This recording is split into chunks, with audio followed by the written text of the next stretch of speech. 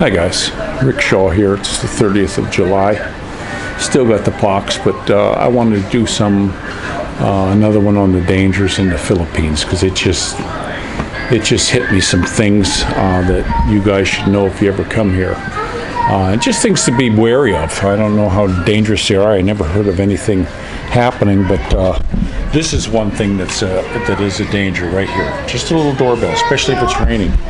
Now, in the U.S., they have a little 12-volt transformer. Anybody who's got a doorbell in their house, go look in the closet by the entryway, up by the ceiling up there. You're going to see a little transformer. That's for your doorbell, okay? And they run the power to the doorbell into the transformer, and then the switch comes all the way out here with some 18-gauge wire to your doorbell, and that's what completes your circuit to ring the doorbell.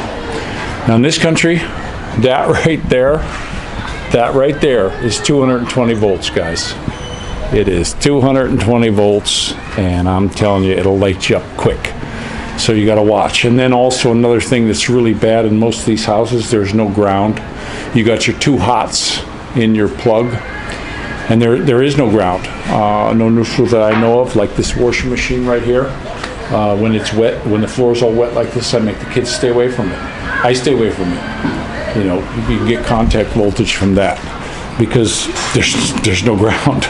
You know, I got to go drive a ground rod in and put in, and there's not even plugs for it here. There's no way to rerun this without spending a ton of money, and I ain't doing that here. So, but that was another little thing that you should just be careful of. The other thing, something that happened to me was when I first got here was an amoeba. And we got it from ice machine. I was real careful when I got here. My wife was real careful not to drink the water. We were buying water, not bottled stuff here. And if you get bottled water and they bring it to you and it's open, don't take it. Because they're taking them in the back of the restaurant, they're opening them up and they're filling them up with tap water and putting them in the fridge. So if it's open and it's bottled water, do not touch it. And there's a lot of places that do that. I mean, they're just to make a couple pesos, these people are going to do that on you. So you got to be real careful about your health with the amoeba. But what happened to us was it was an ice machine. And I was even thinking after I took a little drink of some iced tea, tasted funny, tasted like algae. And I thought, oh man, the ice. And my wife didn't hurt her a bit. This was before my little one, my first. And I just got immediately sick. The next day, the amoebas, they unhooked my throat and they connected it straight to my butthole because no matter what went in my mouth, it came out liquid out my butt within a minute or two. So we were down at my wife's doctor, prenatal doctor, and she looked at me and she says, man, you are in trouble. And she got me in the hospital. She put me straight in. That's how bad a shape I was in. And they fixed me up.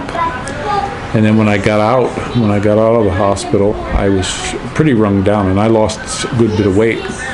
And I was sitting at the computer desk, and this little mosquito bit me on my hand, and he had a white racing stripe, and I slapped him, and I told my wife, and she just went, oh no.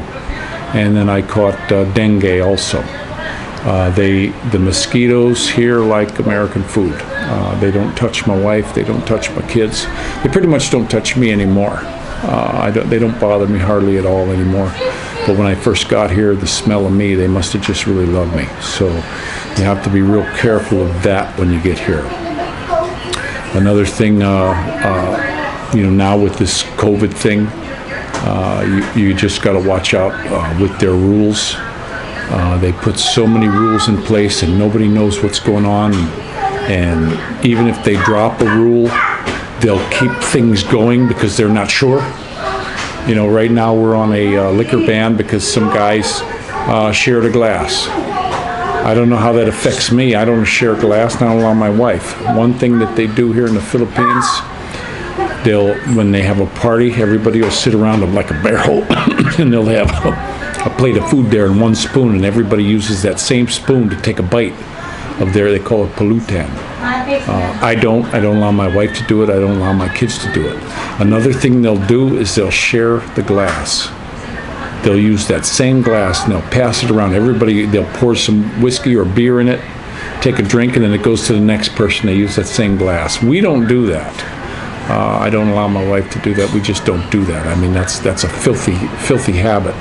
I don't know why they don't start teaching the kids in school not to do that. And I mean, they should be from kindergarten all the way up through 12th grade. They should be teaching them that. Don't do that.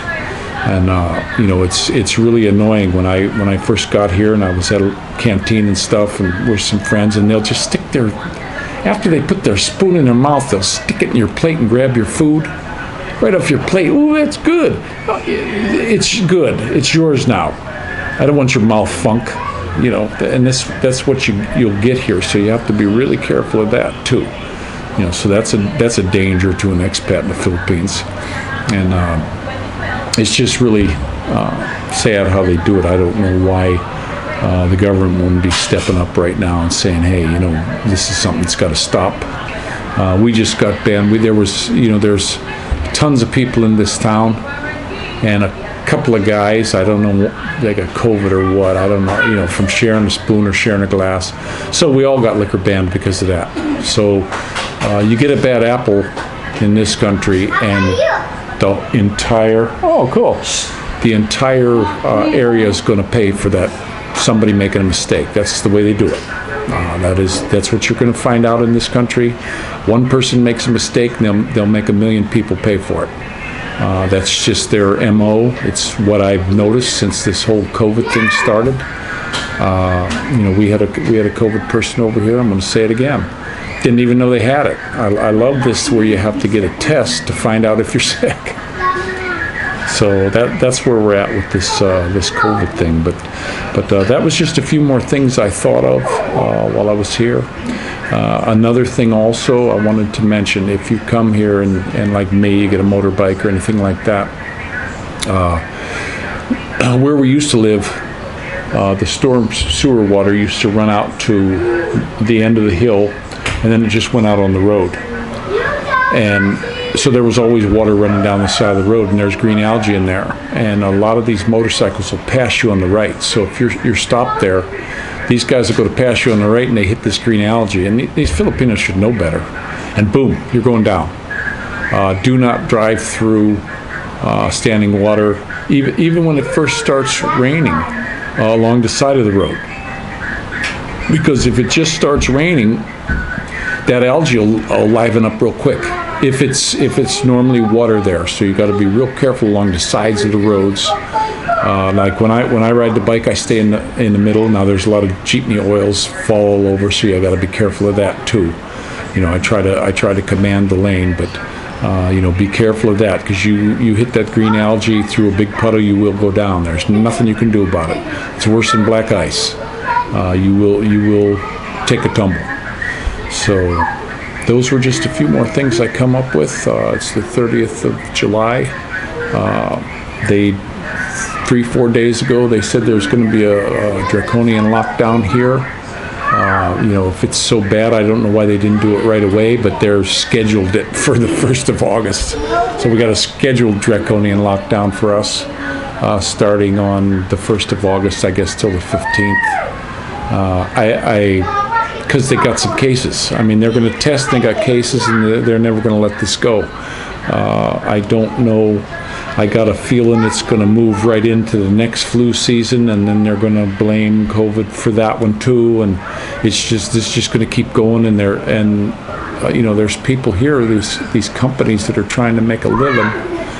My neighbor across the street, he was supposed to have some trainees come in on the 1st. And that's done now. Now that's not allowed to happen now. So, you know, he's on the verge of losing his business. I mean, I don't understand. Is this what the government wants? I see these politicians, though. They're still drawing their pay. You know, that's just, man. And I look in my country, they're shutting down cities yet, making you do all this and that, and people can't go to work, they can't make money, but the politicians, they're still drawing their pay. That's not fair. You know, if they're going to make it so you can't make a living, as soon as they say that, as soon as that politician says, yep, we're blocking you down, whether it be a mayor, a councilman, whoever, in the United States, as soon as they say do that, boom, their pay stops also. And it stops for the duration. I don't see how you can make rules up when it doesn't affect you. So that's where we're at with that. But don't forget, I still got this little bit of a cough from this dang chicken pox. At least I can sit a little bit now. They're starting to clear up. The doctor put me on some antibiotics just so I wouldn't get an infection on my butt. And he got me some Mucosil to help with this little bit of a cough, just to make sure there's nothing in the lungs. He heard a little raspy in there when he looked me over. I'm glad he saw me. You know, it's very strange. The hospitals have turned me away here. But 30th, don't forget to pray for each other. Don't forget that, you know, the good Lord can change his mind on this and can turn this around. So, excuse me. You guys all take care and pray to the good Lord every minute of the day that you can. So you all take care now. Bye.